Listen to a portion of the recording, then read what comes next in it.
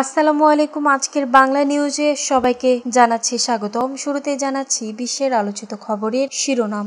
গাজায় চলমান ইসরায়েলি আগ্রাসনের ফলে সহিংসতা ও মানবিক সংকট আরো তীব্রতর হয়েছে। গাজায় ইসরায়েলি হামলা অনাহারে আরো ৭৬ জনের মৃত্যু। থাইল্যান্ড ও কম্বোডিয়াকে যুদ্ধ থামানোর আহ্বান জানিয়েছেন যুক্তরাষ্ট্রের প্রেসিডেন্ট ডোনাল্ড ট্রাম্প। যুদ্ধবিরতি ভঙ্গ করে দক্ষিণ লেবাননে ফের হামলা চালিয়েছে ইসরায়েল বাহিনী, নিহত ৩। গাজা ভূখণ্ডে চলমান যুদ্ধের মধ্যে জাতিসংঘের সরবরাহ করা ত্রাণ ফিলিস্তিনি স্বাধীনতাকামী সংগঠন হামাসের সদস্যরা লুট করেছে বলে এমন কোনো প্রমাণ ইসরায়েলি বাহিনীর কাছে নেই বলে স্বীকার করেছেন দেশটির শীর্ষ সামরিক কর্মকর্তারা। ইসরায়েল গাজায় আন্তর্জাতিক আইন সহ সবই লঙ্ঘন করেছে অস্ট্রেলিয়ার প্রধানমন্ত্রী অ্যান্থনিও আলবানিজ।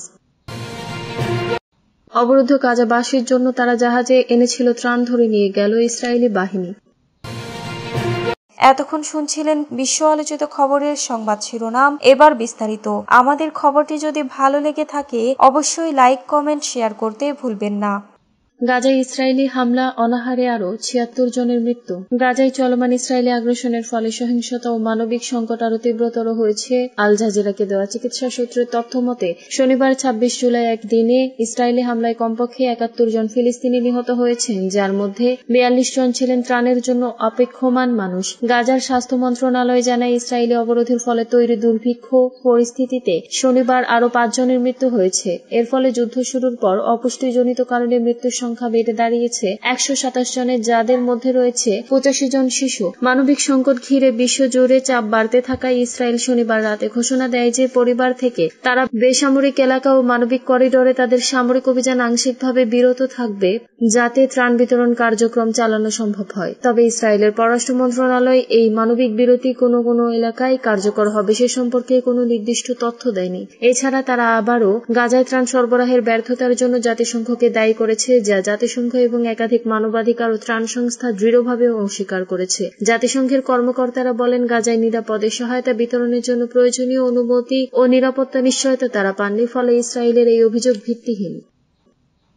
থাইল্যান্ড কম্বোডিয়াকে যুদ্ধ থামাতে বললেন ট্রাম্প। থাইল্যান্ড ও কম্বোডিয়াকে যুদ্ধ থামানোর আহ্বান জানিয়েছেন যুক্তরাষ্ট্রের প্রেসিডেন্ট ডোনাল্ড ট্রাম্প। দক্ষিণ পূর্ব এশিয়ার দেশ দুটির নেতাদের সঙ্গে তার আলোচনা হয়েছে এবং উভয় পক্ষই দ্রুত শান্তি আলোচনায় বসতে সম্মত হয়েছে বলে জানিয়েছেন তিনি। সংবাদ মাধ্যমের প্রতিবেদনে বলা হয়েছে, থাইল্যান্ড ও কম্বোডিয়ার সীমান্তে চলমান সংঘাত বন্ধ করে দুই দেশকে যুদ্ধবিরতির আহ্বান জানিয়েছেন প্রেসিডেন্ট ডোনাল্ড ট্রাম্প। তিনি জানিয়েছেন, দেশ দুটির নেতাদের সঙ্গে তার আলোচনা হয়েছে এবং উভয় পক্ষই দ্রুত শান্তি আলোচনায় বসতে সম্মত হয়েছে।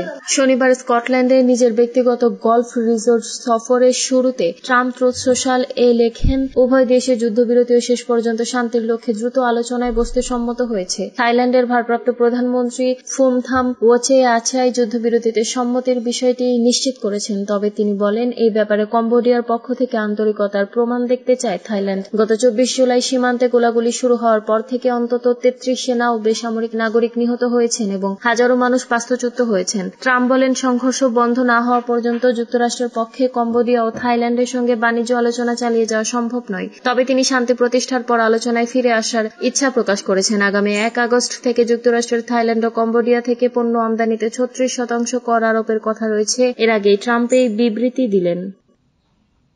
লেবাননে ইসরায়েলি হামলায় নিহত ৩। যুদ্ধবিরতি ভঙ্গ করে শনিবার দক্ষিণ লেবাননে ফের হামলা চালিয়েছে ইসরায়েল। এতে কমপক্ষে ৩ জন নিহত হয়েছেন, লেবাননের স্বাস্থ্য মন্ত্রণালয়ের তথ্য জানিয়েছে। ইসরায়েলি সেনাবাহিনীর দাবি হামলাগুলোর লক্ষ্যবস্তু ছিল হিজবুল্লাহর সদস্যরা। লেবাননের স্বাস্থ্য মন্ত্রণালয়ের বিবৃতিতে বলা হয়, টায়ার জেলায় একটি যানবাহন লক্ষ্য করে চালানো ইসরায়েলি ড্রোন হামলায় এক ব্যক্তি প্রাণ হারিয়েছেন। অন্যদিকে ইসরায়েলি সেনাবাহিনী জানিয়েছে, তারা সীমান্তের কাছে বিন্ত জাবেইল এলাকায় সন্ত্রাসী সংগঠন পুনর্গঠনের প্রচেষ্টায় জড়িত এক হিজবুল্লাহ কমান্ডারকে হত্যা করেছে। তবে এই হামলাটি কোথায় ঘটেছে তা নির্দিষ্ট করে জানায়নি। এর কিছুক্ষণ পর বৈরুতের স্বাস্থ্য মন্ত্রণালয় জানায়, দেবাল শহরের টায়ার জেলায় আরেকটি হামলায় ২ জন নিহত হয়েছেন। রাষ্ট্রীয় সংবাদ সংস্থা এনএনএ জানিয়েছে, হামলাটি একটি বাড়ি লক্ষ্য করে করা হয়েছে। হিজবুল্লাহর সঙ্গে ১ বছরেরও বেশি সময় ধরে চলা সংঘাত অবসান ঘটাতে ২০২৪ সালের নভেম্বর মাসে যুদ্ধবিরতি হয়, কিন্তু তারপরও হামলা চালিয়ে যাচ্ছে তেল আবিব। ইরান সমর্থিত গোষ্ঠীটিকে সম্পূর্ণ নিরস্ত্র না করা পর্যন্ত হামলা অব্যাহত রাখবে বলে সতর্ক করেছে ইসরায়েল। চুক্তির শর্ত অনুযায়ী হিজবুল্লাহকে ইসরায়েল সীমান্ত থেকে প্রায় 30 কিলোমিটার উত্তরে লিতানি নদীর উপরে সরে যেতে হবে। ওই অঞ্চলে সশস্ত্র বাহিনীর হিসেবে দায়িত্ব পালন করবে লেবাননের সেনাবাহিনী ও জাতিসংঘ শান্তিরক্ষীরা। গাজায় জাতিসংঘের ত্রাণ লুটের প্রমাণ মেলেনি ইসরায়েলি সেনা কর্মকর্তারা। গাজা ভূখণ্ডে চলমান যুদ্ধের মধ্যে জাতিসংঘে সরবরাহ করা ত্রাণ ফিলিস্তিনি স্বাধীনতাকামী সংগঠন হামাসের সদস্যরা লুট করেছে বলে এমন কোনো প্রমাণ ইসরায়েলি সেনাবাহিনীর কাছে নেই বলে স্বীকার করেছেন দেশটির শীর্ষ সামরিক কর্মকর্তারা। যদিও ইসরায়েলি তো পূর্বে দাবি করেছিল হামাস ত্রাণ লুট করে তা তাদের সামরিক বাহিনীর জন্য ব্যবহার করেছে। ইসরায়েলি সংবাদ মাধ্যম হ্যারেজো এই তথ্য জানিয়েছে বলে রবিবার জানিয়েছে বার্তা সংস্থা আনাদুলু। হ্যারেজোর প্রতিবেদনে সেনাবাহিনীর 2 জ্যেষ্ঠ কর্মকর্তা ও সংশ্লিষ্ট আরো 2 সূত্রের বরাত দিয়ে বলা হয়েছে, গাজায় জাতিসংঘের ত্রাণ বিতরণ ব্যবস্থা অত্যন্ত কার্যকরভাবে কাজ করছে এবং সাধারণ মানুষের কাছে খাদ্য পৌঁছে দিতে সক্ষম হয়েছে। তাদের এই বক্তব্য মূলত ইসরায়েলি সরকারের পূর্ববর্তী দাবির সরাসরি বিরোধিতা করেছে। নেতানিয়াহু সরকার বলেছিল হামাস ত্রাণ সরবরাহ দখল করে তা তাদের সামরিক বাহিনীর জন্য ব্যবহার করেছে। এই অভিযোগের ভিত্তিতে গাজায় ত্রাণ সরবরাহে সীমাবদ্ধতা আরোপ করেছিল ইসরায়েল। তবে এই স্বীকারোক্তি এসেছে এমন এক সময় যখন ইসরায়েলের নিয়ন্ত্রিত ত্রাণ ব্যবস্থায় দুর্নীতির অভিযোগ বাড়ছে এবং আন্তর্জাতিক মহলে ইসরায়েলের বিরুদ্ধে ত্রাণ সরবরাহ ইচ্ছাকৃতভাবে বাধাগ্রস্ত করার অভিযোগ জোরালো হচ্ছে। এসব কর্মকাণ্ডকে গাজার সাধারণ মানুষের ওপর সম্মিলিত শাস্তি হিসেবে বিবেচনা করছে অনেক আন্তর্জাতিক সংস্থা।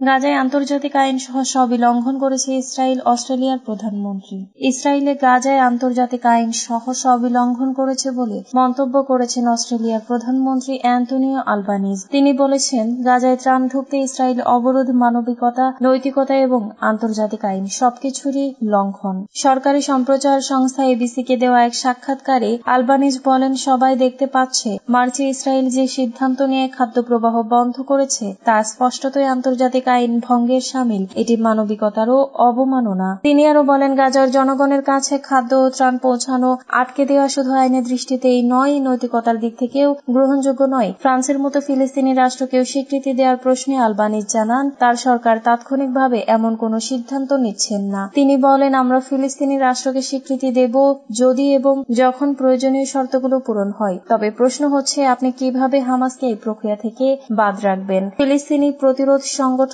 হামাস সম্প্রতি জানিয়েছে, তারা গাজায় একটি আন্তর্জাতিকভাবে সমর্থিত অন্তর্বর্তীকালীন সরকারের হাতে তুলে দিতে রাজি যদি একটি স্থায়ী যুদ্ধবিরতি হয়।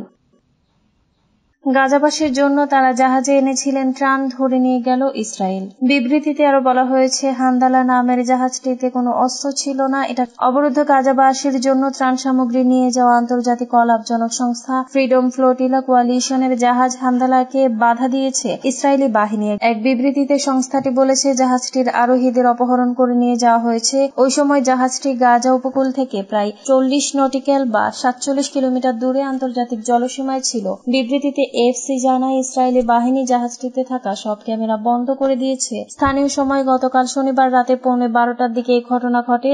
এরপর থেকে জাহাজটির সঙ্গে সংস্থাটির আর কোনো যোগাযোগ নেই। বিবৃতিতে আরো বলা হয়েছে, হান্দালা নামের জাহাজটিতে কোনো অস্ত্র ছিল না। এটা গাজাবাসীর জন্য জীবন রক্ষাকারী সামগ্রী নিয়ে গিয়েছিল। এর মধ্যে খাদ্য, শিশুর ডায়পার, খাবার, ওষুধ ছিল। ইসরায়েলি বাহিনী জাহাজটির আরোহীদের অপহরণ করে নিয়ে গেছে। জব্দ করা হয়েছে জাহাজে থাকা মালপত্র।